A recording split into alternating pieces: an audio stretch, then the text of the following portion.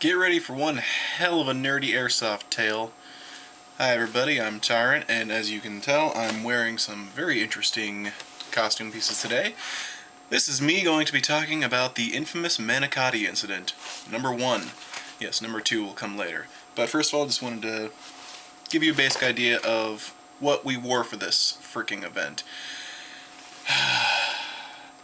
Yeah, okay, you get the idea. This stuff's hot as hell. So, basic overview. We got wind of this game, and it was actually archaeology themed. And I'm gonna go ahead and say right now, I'm actually an archaeology major. So when I saw that, I freaked out. It was an archaeology-based airsoft game. So yeah, I was freaking all over that. And it was a bit different. You know, it wasn't your typical show up, you know, wearing brown camo, green camo, go at each other. It was another team-based competition where you showed up like playing with your specific team or joined up with one if you knew another team going, and you didn't have to, but you were really suggested to have some sort of a theme for your team. So we got to thinking, and didn't take us that long to come up with the Miskatonic University. What is the Miskatonic University, you might ask? Well, I'm glad you did. Anyone familiar with H.P. Lovecraft will know what the Miskatonic University is. It's a fictional university which specializes in paranormal investigation and all sorts of crap. If you know what the Necronomicon is, which is the Book of the Dead, did I say that right? Necronomicon? Yeah. There's a copy of that at the Miskatonic University, just to give you an example of what it's like.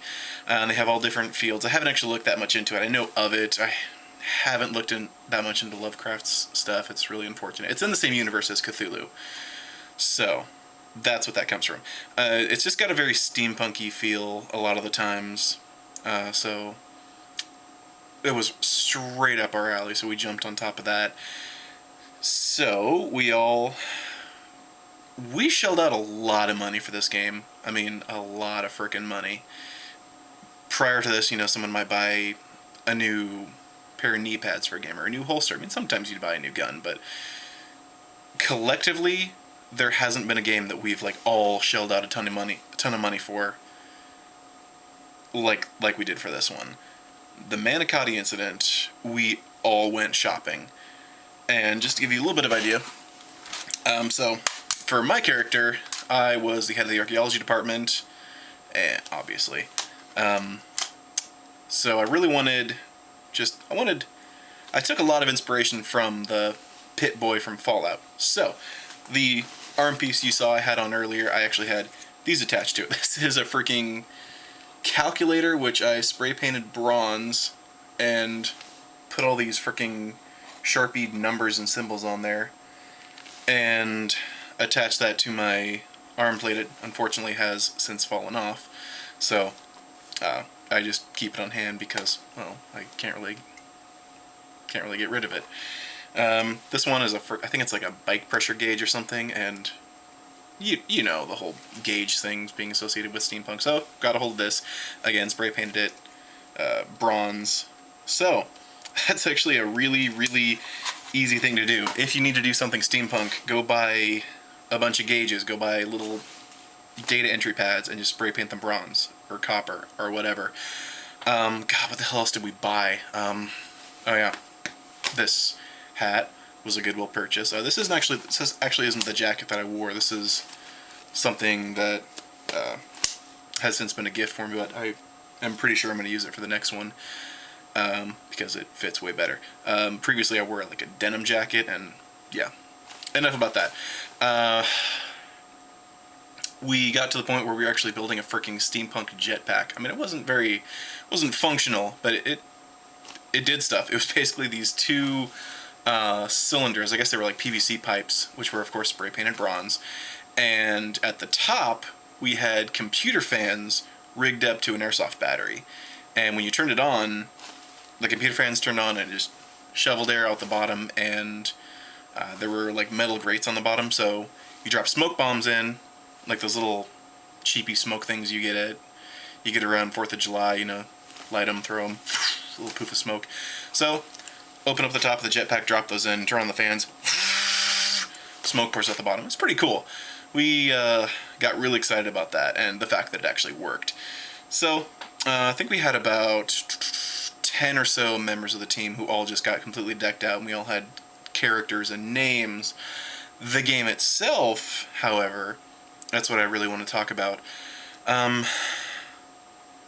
It's in that realm where enough things about it were really, really good that it gets a pass. But it was a $50 game, and that's pretty hefty. In my opinion, if you're going to charge $50 for a game, it better be fucking outstanding.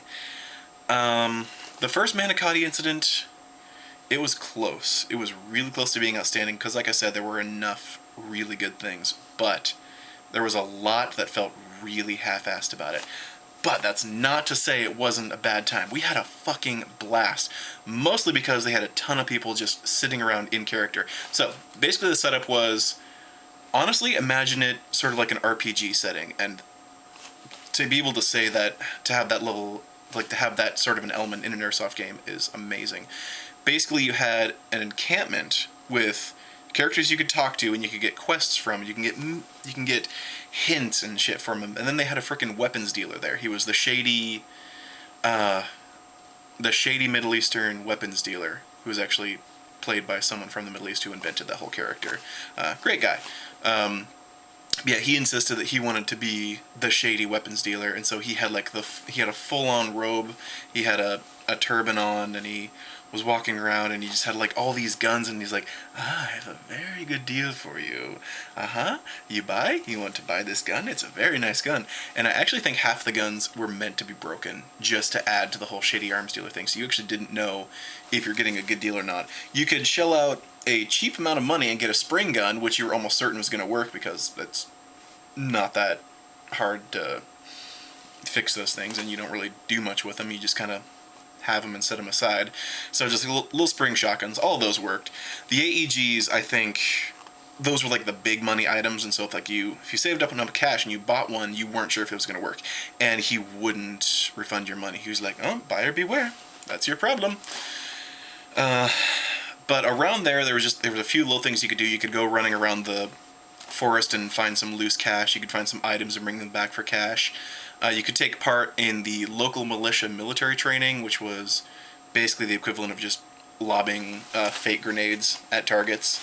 And it was okay, and you got money for that, and it took up time, but that was just kind of it. It just felt like something that they're like, well, they can throw fake grenades, that takes up time, right? It didn't really feel that well planned out, if that makes any sense. Like, they just didn't put enough time into developing a lot of things for the players to do. Now, there were definitely a lot of teams at the base camp at the time. I think you signed up for a time slot, and then any time before or after that, you could just mingle and find cash, find items, barter, talk to the other teams. There wasn't a whole lot to do, and we actually ended up just kind of sitting around. But we were all doing it in character, so I think that's actually what where a lot of our money went, was the preparation. And when I say money, I don't mean the money we invested in our costumes, the money we paid to get in. We felt that the money we paid to get in really went towards like the experience of just sitting down, talking to other airsofters in ridiculous characters, and just having a blast and being the nerdest we've ever been on the airsoft field. Well, I shouldn't go that far. That story will happen later. But yeah, the primary scenario involved. I think it was actually a hostage scenario. There was a local archaeologist who one of his coworkers had been taken hostage by the local by a local military faction or a local renegade group or something. So you had to go and negotiate a truce and negotiate their release. And if things got out of hand, open fire on them. So on your way to the negotiation, you got hit by 2 ambushes of varying difficulties. I don't think they were that bad. I think we lost a couple on the second one. And then you get to the hostage negotiation, and depending on how well you work it out, you either ended it with no firefight whatsoever, or you had to kill them all, or you got killed. And I actually don't think there was a prize, which kind of was a letdown, because it really felt like a very competition-heavy, like a very points-heavy scenario. So it just felt like something that, could have been easily graded and then turned into a whole competition with first place, second place. If there was, and I'm not remembering, I think that's because it was really, really not that big of a deal. I think it was like, oh, third place, whatever, move on. But my biggest problem was we were the last team to go. We were the last ones to do the final scenario, and we got to the hostage negotiation, and we knew going in by talking to their teams that it was supposed to be, like, it started out with a conversation, and then it turned into the possibility of a firefight. With us, they started talking to us, and then they went, yeah, fuck it, and just started firing. And that really sucked, because what happened was, it was the end of the day, and they thought, oh, yeah, fuck it, we want to be done with this. No, let's just kill him. Ugh. That is such bullshit. Don't do that. Don't ever do that. Because that really put us in a sour mood, and we really were not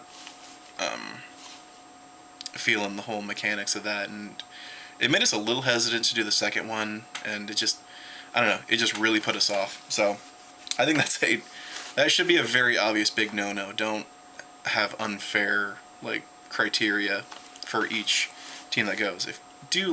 Literally do cookie cutter scenarios for each team if you want to give some sort of a even distribution of scenarios across your teams that are competing. Well, it's not competing because it wasn't a competition. But yeah, that was pretty much the Manicotti incident. The first one was really, really just not that spectacular. I'm trying to think if there's anything else that even happened. There was a guy walking around with a rabbit. Yeah, one of the game creators brought his pet rabbit on a leash, and he was walking around with him. I actually got into a really fun argument there because, for those of you who don't know what LARPing is, it's live action role playing. Look up Lightning Bolt LARP, and you'll see what LARPing is. It's basically those guys who get blankets and wear them as capes and get fake swords, fake armor, and they go out in the woods and they hit each other with swords and they throw golf balls or ping pong balls at each other and go, lightning bolt, fireball. That's LARPing. I cannot ever judge people for their nerdy choices, though. I mean, I have way too many video games. I have my D&D sheets over there. I play Airsoft. Anyways, my point is, at that game, I dropped the LARP word. I said how this in particular, but a lot of Airsoft games are LARPs. And this one kid got so fucking serious out of nowhere. I'm just like, don't ever fucking say that. Airsoft is not LARPing. It is completely different. It is military simulation. It's not LARPing. Yeah, it is. It's fucking LARPing, okay? It's a very specific form of LARPing. It's not the kind you see with the kids running around with their D&D books and their lightning bolts. But it's a form of LARPing. It is a live-action role-play where you are playing a role of someone in the military.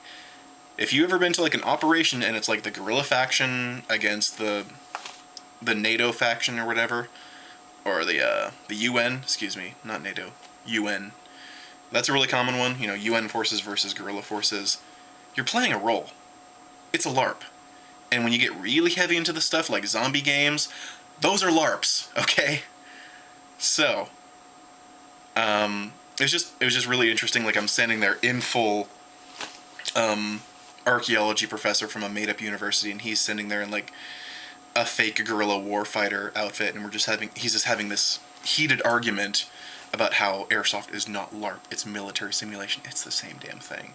Again, there are different forms of LARPing, but I think it's still LARPing. Yeah, that was pretty much the Manicotti incident. We spent a lot of money. We lived in Goodwills and played against sports for the longest time. The shoulder pad and the arm bracer you saw me earlier, that's actually a knee guard from like what you see on a catcher, from like the knee down to the foot. Basically, I cut the knee section off, turned it into shoulder pad, and the lower section turned into my arm bracer. What the hell else did we buy? Of course, a lot of stuff at the dollar store. Shin guards and stuff became arm bracers. What the hell else did we buy? Yeah, lots of spray paint. Lots of time spray painting and cutting and taping, and oh my god, that is the most we've ever prepared for a game. Yeah, that was pretty much Manicotti 1. Stay tuned for Manicotti 2, which is a completely different frickin' story. Thanks for watching, guys, and have a great night.